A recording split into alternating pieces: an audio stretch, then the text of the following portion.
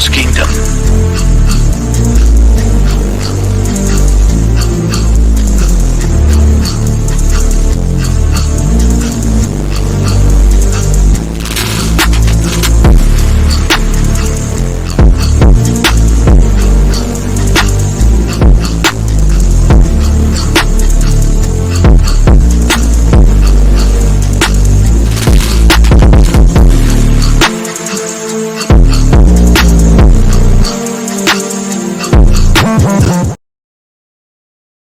Yes, sir. We back. I'm here with Rage, it's Nets Kingdom. Make sure you hit that like button, guys. Hit that like button. Support us. We're on a win. The Nets just blew out the 76ers 136 to 121.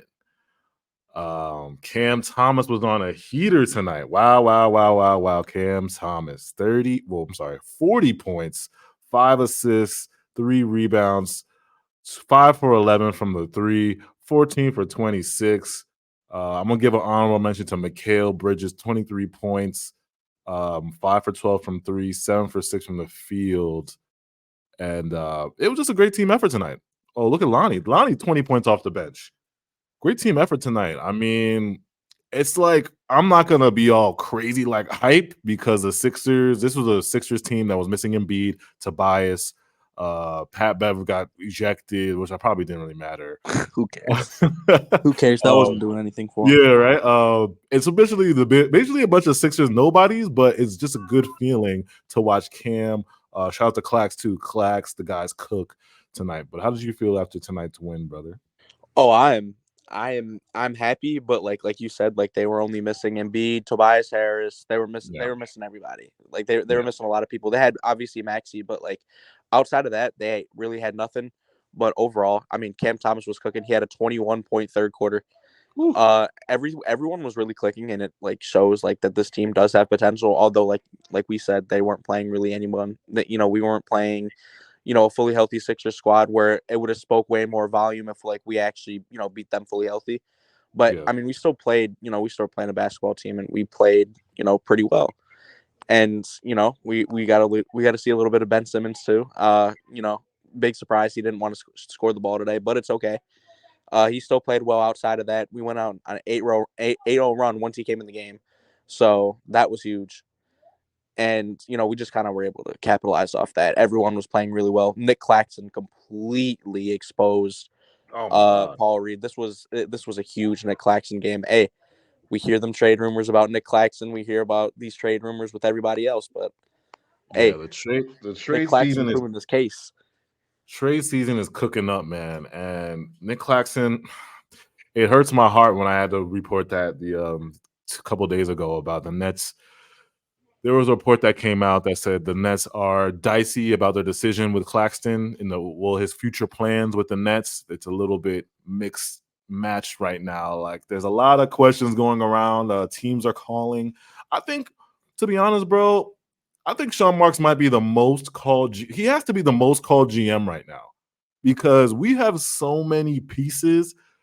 And you look at the list of all. If you go through DFS, Royce, Spencer, not so much, but Clax, Lonnie, some of these guys, like, there's a bunch of teams calling, at least 7 or 8 teams calling for DFS, for Royce, for Clax, so it's like, Sean is getting a lot of phone calls. I feel like every one of these players, besides, like, Spencer, are, like, really coveted assets that we have, that everyone that plays really, teams are going to want DFS, teams are going to want Royce O'Neale, teams are going to want Nick Claxton, teams are going to want even the people that we aren't going to trade, supposedly, teams are going to want Cam Thomas. Teams are going to want Mikal Bridges, Cam Johnson.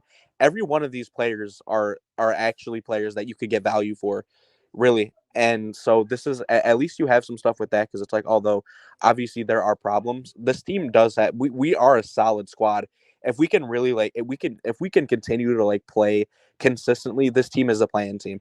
I mean, this team has a lot of potential, but you have to, everything has to go. You got to hope Cam Thomas continues to play well. You got to hope Ben Simmons looks good. You got to hope coaching is good. There's a lot of things that play into this, but this team, if this team plays to their full potential, we're solid. And if they want to go out and get, good players to help with, like, if you want to get DeJounte Murray, I mean, you're going to win games. But if you look in the overall hindsight of things, we're probably still not going to beat these top teams just because, coaching still plays a big part. A big reason why the 76ers look so good when they're fully healthy is because they have coaching too. Nick Nurse is him with that. He can only do so much with the squad that he had to coach out tonight, and they've been playing well. I mean, we have the potential to actually do stuff. What But did who you think knows? of Ben? I mean, Ben's coming back from I guess it was a knee contusion. I think a left knee contusion. Yeah, it happened when we played, Utah in his first game back. Yeah. And what did you think of Ben's play tonight, and then just how he affects the team? I know you saw last game too, but just put your 2 cents into on like. I know it's hard to get excited about Ben because he gets hurt so much, but what was your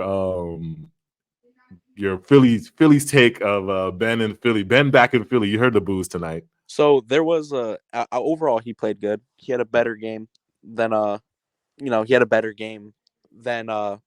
maybe people would expect it. He played fine. But there's still the scoring aspect of everything. Like, he still didn't take a field goal at all. He was you see his presence with the passing and overall, like, defense too. So Yeah. Ben Simmons has been playing well, but you just wonder, like, How long can you give us with the scoring and stuff, that's just about it. Yeah. And if you can stay healthy, because yeah. I was trying to figure out because now that I've seen, like, as soon as Ben got into the game, it was like immediate 4 rebounds, 4 assists in like a couple of minutes. Like, that's how fast he impacts the game, bro. It's like 8-0 run. I even mentioned that earlier too. Like, he has, he carries, a positive presence about him. But you know what? We just got to continue to wait and see with him, because we still, like, a big part of Ben Simmons, of being able to actually get anything of Ben Simmons, is him actually being able to play and be on the court. So if we can continue to, have that, we'll be okay. Hopefully he tries to score the ball. It's sad because, man, if this dude Ben Simmons could shoot and actually dunk, if this dude Ben Simmons could shoot and had that same mindset he had in Philly, this dude would be the best NBA player in the league. I swear to God, bro. It's like this team is so perfect for him because he doesn't have to shoot, to be honest. We want him to be aggressive, like, want him to go to the rim, but he doesn't like on a night like tonight, all he had to do was just rebound and pass to Cam, pass to Mikal, pass to CJ, because these guys was on fire tonight. I think we shoot 50% tonight from 3. It was incredible from the 3-point line tonight. Oh yeah, we did 20 for 51. We shot 40%. But I know in the third quarter it was like high 50. It was like a high 50%. But yeah, so like at the moments like this, Ben doesn't have to do anything. Like, Ben just has to be himself, be aggressive, go to the rim, and pass and rebound, because this team is built for him. Sean Marks constructed this team for Ben. Like, he built the wings, the 3D wings, the shooters outside for Ben, the versatility for the fast pace, because tonight the Nets were just the pace and the 3-point shooting is, I think that's what, like, Sean Marks and Jacques Vaughn, like, kind of like have their dream of. Like, that's their perfect night. When Vaughn always talks about, oh, we gotta shoot more threes. We gotta shoot more threes. Like, so when we shoot like we did tonight, we shot 51 threes. 51 threes, and we made 20.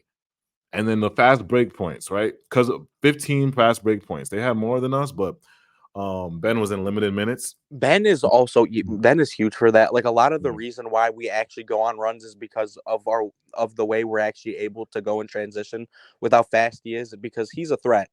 Like, him running down the court and him having to, him just being so fast with his long strides and how fucking huge he is. Like, this dude's massive. He's so fast. He has that, to him. If he's playing to that level, I mean, that's huge. Like, Ben Simmons has the potential to actually, like, he's a game changer when he's there. When he's actually playing, like, Ben Simmons. If he's able to, gain some urge to score the ball, like, actually, and as the minutes ramp up, hopefully something like that happens. But all you can do is hope. Everything with this team is like, let's wait and see. when it comes to the trade deadline, let's wait and see. Let's see how we do at the end of the season. Let's see how if Cam, like going into the season, let's see how Cam Thomas plays. Let's see if Ben Simmons can be healthy. Let's see if Jack Vaughn can coach. Let's see if Sean Marks wants to make moves. Let's see if Joe Tsai wants to spend money. There's so many let's sees with this team, and it's been like this for years and years and years. So all you can really say is let's see. I mean, hopefully we can continue to, look good, and Ben Simmons can continue to play. But all you can do is hope. A lot of this stuff is just hope. Yeah. So real quick, this will be our last topic, and then we'll get out of here. So I just want to really go through the trade deadline is Thursday, so a lot of stuff is coming out. Utah Jazz and New Orleans Pelicans have inquired about Mikal Bridges. You've seen Dorian Finney-Smith and Royce. I've continued to see interest. Hold on, there was a long list of teams. Okay, there's a report. Let me read this report. Brooklyn has reportedly received multiple offers of 5 first-round picks from Mikal. 2 league sources said the Nets have claimed multiple offers of 5 first-rounders from Mikal, but I'm pretty skeptical on the front. Then you look at Dorian Finney and Royce. So Dorian Finney has, like we were talking about this before, Vando went down with his right, I think it was right foot. It was his foot, and we talked about he this. He might earlier. be out for months, right? Yeah, they're worried that he might be out for the year. So this makes like, obviously you can still look at this team and be like, there's still directions you can go. Like you can obviously still blow it up because there are people on your team that are worth picks. Obviously, Mikal, you said was worth 5. That a team could offer 5, which is ridiculous. You obviously should take that, in my opinion. If it's 5, you also like have to look at where the picks are, like if they're protected. You have to you got to pay attention. You can't just focus on they're 5 first-round picks. Yeah, that's nice, but you got to pay attention to like where, like if it's protected. There's a lot of and there's things with like these picks that they could be picks, but if they're protected, you might not even get them. So it's like you have to look at that case, but like we said, like Dorian's gonna get you picks, Royce is gonna get you picks, Mikal's gonna get you picks. Almost all of these players on your team will get you picks. So if you want to go that route, you can. But you look at maybe you looked at what we had, going on today, and then you're like, ooh, maybe we should do this.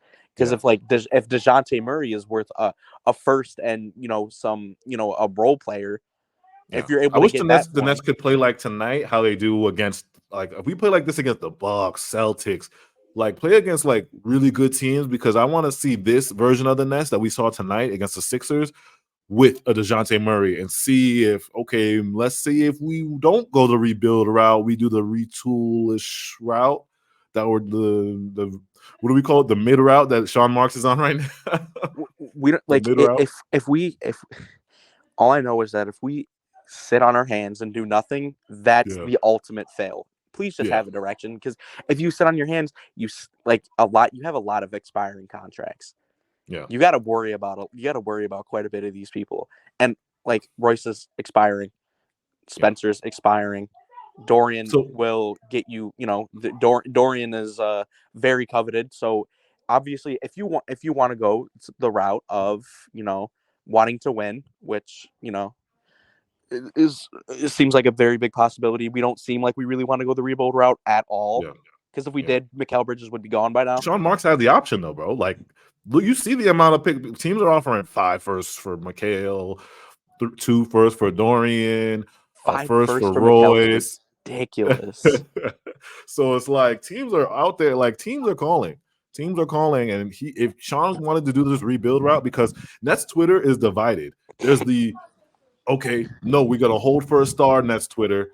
And then there's a Nets Twitter that's like, okay, no, we rebuild. Trade Mikal to Houston, get our picks back, because Houston wants Mikal. Houston has reached out to Sean and say, yo, we want Mikal, bro. What do you want us to do? Sean didn't pick up the phone. Sean is like, nope, not picking up the phone. So there's a Nets Twitter that's like divided. There's the rebuild Nets Twitter, and then there's the retool Nets Twitter, where let's hold for a star and do our star hunting thing. And obviously, like with Mikal Bridges, obviously, like just because you want to just quote unquote build around him, that doesn't mean that he'll be the number one. That doesn't just mean that he's our franchise superstar that we're gonna have for the future. There's just there's obviously pieces that you can put around the whole team, and just like he's just like one of those. He's just one of those stones that you keep. He's one of those guys that you just want on the team when you're doing this whole thing, when you're trying to get better. But I mean, I don't think Sean Marks is doing his job if he's not picking up the phone or at least thinking about it when the Rockets are calling about getting your picks back. That is the you getting your picks back is the perfect that you're it's in your hands. That's the Our future. That's our future. the get out of jail free card right there. Yeah. You just get all of that back and all of that. Oh, we don't have our picks. We can't do all that. That's out the window. I mean, and I don't know. I'd rather see a team that's fighting. Which side are you on, bro? Did you choose a side, or you're like still neutral about it? Dude, the problem is that we still have to worry about a lot of things that are going on. We still don't know with like a lot of this stuff going on. But if it was my choice, I like what I saw today, and I wish it could be consistent. But I wouldn't be too confident in that because we've seen it throughout the year. I'd go the rebuild route. We just haven't done it yet. I think that would be worth it. Yeah, I'm leaning towards a rebuild route until the Nets show me they can do this on a consistent basis, and we can't be we're not even in the play-in right now. Like, we gotta be a team that's like at least 7, 8, or 6, like a consistently good team that plays good basketball. That's what would make me lean more to the okay, let's retool. Let's try to get DeJounte. Let's try to retool this. But I'm leaning more towards a rebuild route right now, just because of I'm looking at the Nets' future, and I'm like, okay, we're gonna have Mikal Bridges for 2 more years, right? And if we're asked those 2 years, what are we gonna do after that? Because guess what, AJ? Yeah. What if you don't do anything, and guess what? You still don't have your picks. You still don't have your picks. So we're gonna be asked for 2 years, not in the playoffs. And then Mikal Bridges is going to expire. I mean, we signed CJ, but what's the point of having these guys if we're going to be like not even in the playoffs? Yeah, so that's what I'm thinking about. That's a good point, AJ. And you gotta think about it from this whole scenario. Yeah. Even if you get DeJounte Murray, are you beating the Bucks? Are you beating the Celtics? Are you beating the Nuggets? Are you beating Are you beating the Clippers? Are you beating all? No, you're not. You still have to worry about the coaching, and we still and you getting DeJounte Murray, us getting DeJounte Murray, that's also interesting because guess what? We're gonna have to hear the same Jacques Vaughn thing again, which is true, but we're gonna have to hear it for like the 8th time during his coaching tenure. Oh, we got to get him in the mix, and we have to wait to see how things play out because we got to get him used to everybody. Yeah. So that's also another issue with trading for a star, with trading for a guy like that, is that you have to get him integrated in the lineup, get him used to everyone around him. That's also a factor that plays into everything. Yeah, but say you go the rebuild route, you don't have to. You just gotta hope that you're seeing good things, and that and then you're really focusing about the future when you're playing these games. You're not really too worried about what's going on right now. If you're go a complete rebuild route. If you have a Cam Thomas LeBron team, you're not going to be too worried about winning games because you're not going to win anyways. Yeah. And you're just looking at the future. So what you really look at is not the wins, but you look at how does Clowney look? How does Cam Thomas look? How is Claxton looking? Because realistically, if you go the rebuild route, you're probably keeping Claxton. How are all of these guys looking? And if you're getting good things out of your young guys, that's a plus. Daron Sharp as well. Yeah, my perfect rebuild situation would be getting our picks. Well, let's say we trade Mikal, right? If we're in rebuild, we trade Mikal back to Houston. We get our 2020-24. We get our 2025 swap. That's a big, because the 2025 draft is going to be great. Cooper Flag, by the way. 2026, and then maybe they'll keep. We already have a 2027. I think we have a Mavericks 2027, or we have one of these other teams 2027. So that was not needed. But those 3 picks are huge. And then we trade Mikal. You flip CJ for picks. You build around Cam and you build around Clax, and you go from there. That's what my perfect rebuild situation would be. And then retool route, I would love DeJounte Murray.